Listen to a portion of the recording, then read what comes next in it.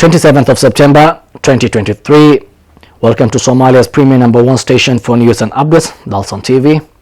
Tonight, we have a lot in store for you, but first let's take a look at the stories that are making our headlines.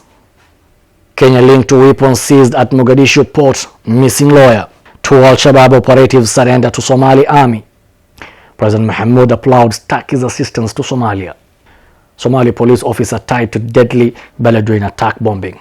Glad to have you back. Now let's delve into our full bulletin. The disappearance of lawyers representing Kenyan businessmen allegedly involved in the seizure of weapons cache at Mogadishu port in May this year has been reported. Jared Mogolo, the lawyer, has appealed to the Mombasa High Court for assistance in locating his client, Zakaria Kamala Sofi Abdishekh, who was detained by the Kenyan police in April. The disappearance of lawyers representing a Kenyan businessman allegedly involved in the seizure of weapons cache at Mogadishu port in May this year has been reported. Jared Magolo, the lawyer, has appealed to the Mombasa High Court for assistance in locating his client, Zakaria Kamala Sufuf Abu Sheikh, who was detained by Kenyan police in April. Despite his efforts to obtain information from anti-terrorism police unit, Magolo has been unsuccessful. Abashek, who is currently out on $6,770 bail, was scheduled to appear in Shanzu Court on September 22nd but failed to appear. The government has been given a 2-week deadline to respond to the application. According to Somali authorities, the seized items at Mogadishu port on May 9th include 5 advanced JS crop drones capable of carrying 10 liters of liquid up to 500 meters above sea level and covering an area of up to 10 hectares.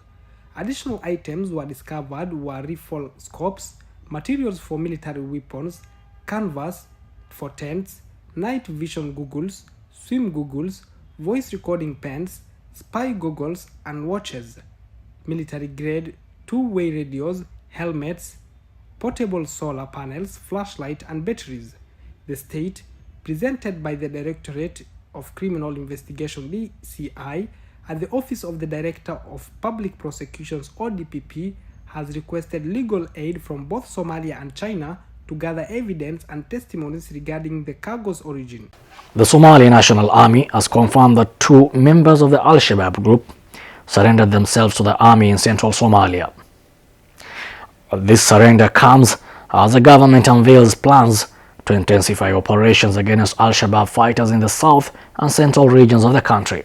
The Somali National Army has confirmed that 2 members of the Al-Shabaab group surrendered themselves to the army in central Somalia. This surrender comes as the government unveils plans to intensify operations against Al-Shabaab fighters in the south and central regions of the country.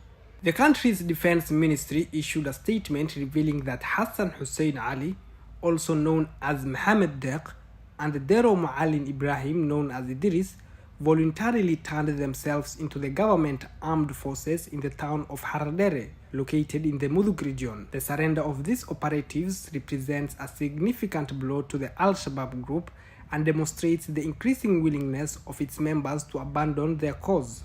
This development follows closely to the heels of an announcement made by Abdullahi Mahmoud Noor, the director of the National Center for Preventing and Countering Violent Extremism.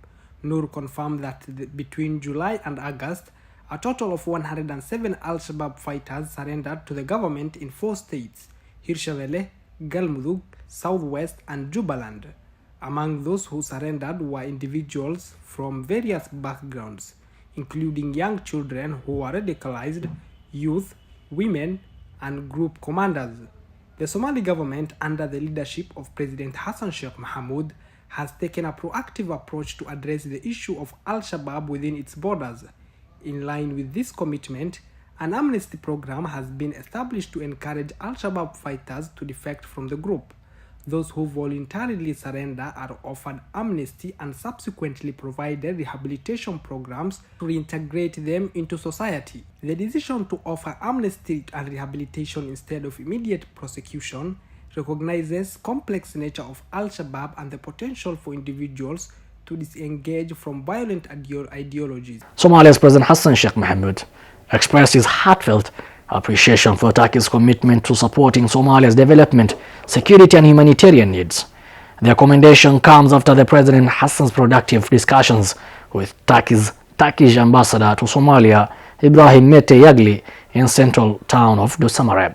Somalia's President Hassan Sheikh Mohamud expressed his heartfelt appreciation for Turkey's commitment in supporting Somalia's development, security and humanitarian needs. This commendation came after President Hassan's productive discussions with Turkish ambassador to Somalia, Ibrahim Mete Yagli, in central town of Dalsan.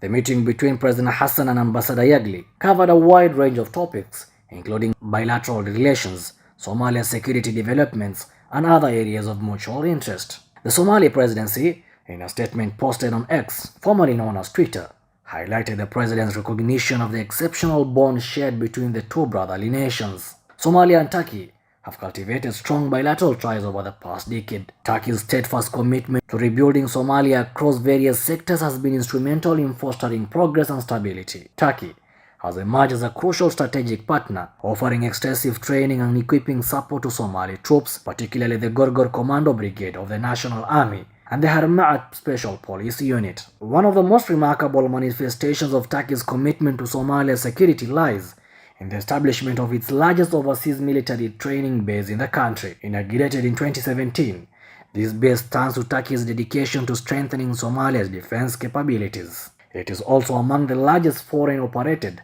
military centers in Somalia. Turkey has bolstered its diplomatic presence in Somalia. Somali police forces have apprehended a police officer in connection with a suicide truck bombing the targeted security checkpoint. The attack claimed the lives of at least 36 people, leaving 40 others wounded and causing widespread destruction. Somali police forces have apprehended a police officer in connection with a suicide truck bombing that targeted a security checkpoint. The attack claimed the lives of at least 36 people, leaving 40 others wounded and causing widespread destruction.